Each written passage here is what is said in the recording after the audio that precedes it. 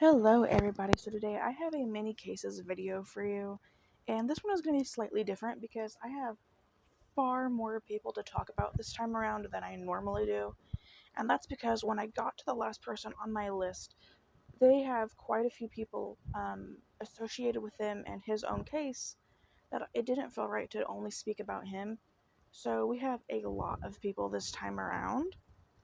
But with that being said, it's probably not going to be super long because their situation is pretty much the same. So, with that being said, let's just go ahead and get into it. All the links I used for research will be down below, like always. We are going to start this video off with Taven Boyd. So, Taven was 16 years old when he disappeared. He was last seen in the Granby, Missouri area on November 3rd, 2020.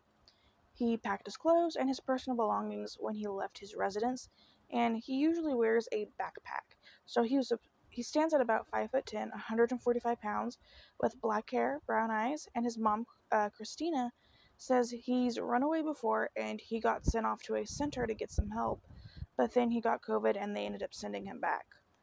And this is a quote from his mom. She says, "I love you, Taven, beyond the universe, and no matter what, we love you, and we will stand beside you, and we will walk whatever road we need to with him." End quote. So, from the information I have on him, it kind of seems like he went to this place because he has a habit of running away, or he's ran away before, and maybe had some issues because of that. I'm not completely certain. Unfortunately, we don't have a phone number for him, but we do have a photo for him, and I will have that on the screen right now.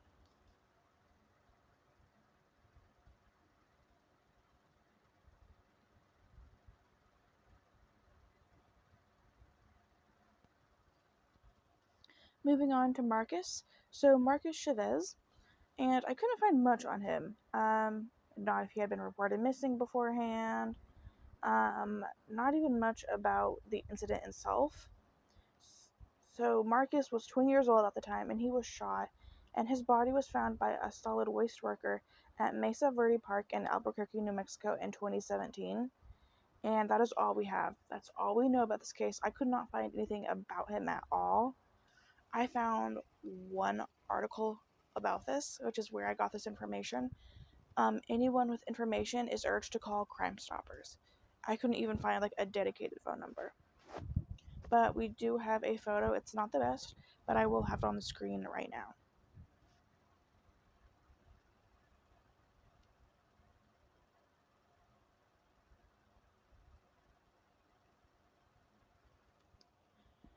Moving on to Dugan Palaka. So the information from is from Navajo Nation Missing Persons Updates on Facebook. It is the only place I could really find any information about him. He was 46 years old when he was last seen in San Carlos, Arizona on April 17th in 2020. He is part of the Navajo and Hopi tribes, and he stands at about 5'7", 160 pounds, with black, possibly shaved hair, brown eyes, with a hairline scar down the middle of his back from surgery, puncture scars left side of his chest, and Native Pride tattoo. It says Native Pride on his lower back, with a tattoo that says "In memory of Mary Palaka" on his upper left shoulder, a medicine wheel on his left kneecap. He was last seen wearing Levi jeans with no shirt or shoes. His possible travel locations is San Carlos, Arizona, Globe, Arizona, Mesa, Arizona, Phoenix, Arizona, Parker, Arizona, and Window Rock, Arizona. So the Navajo Police Department, Window Rock District, phone number is 928-871-6112. That phone number again is 928-871-6112. 928-871-6112. The San Carlos PD phone number is 928-475-2224. Again, that phone number is 928-475-2224. And his case number is 1-20-026951. slash 2002965. And I'm going to have his photo on the screen right now.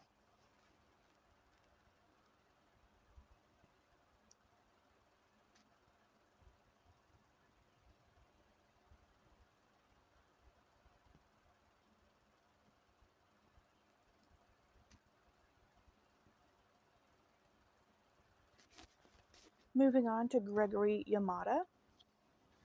So, as of 2021, Honolulu Police Department is renewing their call for tips in the 1986 cold case of Gregory Yamada. It's been more than 35 years since 21-year-old Gregory was found dead on what was once Kane Hall Road beneath the H1 freeway and Waikiki Overpass. He was found on September 8, 1986. Police determined that he was beaten and thrown over the side of the freeway. Around 6 p.m. the same day, an unidentified man was seen on surveillance camera using Greg's ATM card at the Wadanay branch of Honolulu Federal Savings and Loan. Anybody with information is urged to call the Crime Stoppers Honolulu Division 808-955-8300.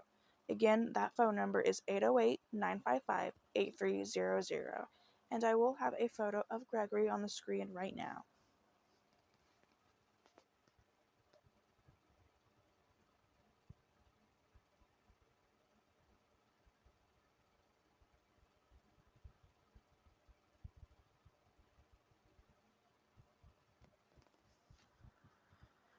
So this last bit, we're going to have the group of people that I was talking about, and how I'm going to do this is I am just going to give an overview of the case because it's pretty much the same for all of them.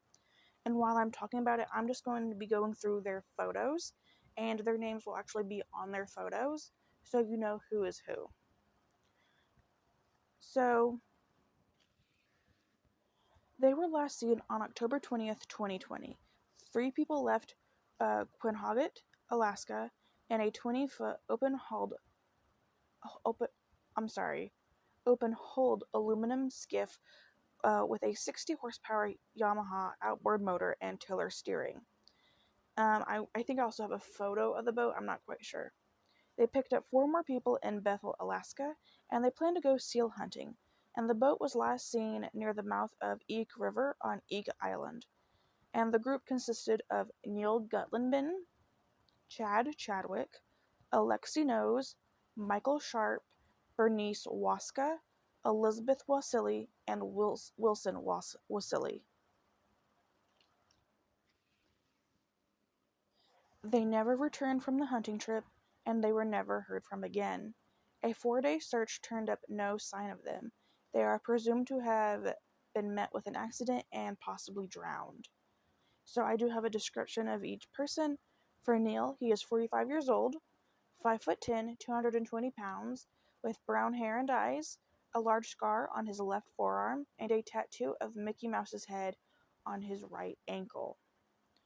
Chad is 37 years old, 5'10", 175 pounds, with black hair and brown eyes. Alexi, 36 years old, 5'3", 120 pounds, with black hair and brown eyes. Michael, 33 years old, 5'2", 130 pounds, with black hair and brown eyes. Bernice, 44 years old, 5'2", 140 pounds, with pierced ears, black hair, and brown eyes. Elizabeth, she is 37 years old, at about 5'2", 125 pounds, with black hair and brown eyes. And Wilson is 34 years old, stands at about 5'8", 140 pounds, with black hair and brown eyes. The Alaska State Troopers phone number, if you have any information, is 907-267-5511. Again, that is 907-267-5511. And like I said, I'm going to have all their photos just kind of going through the screen right now. And it might take a minute so they all have enough time to be posted.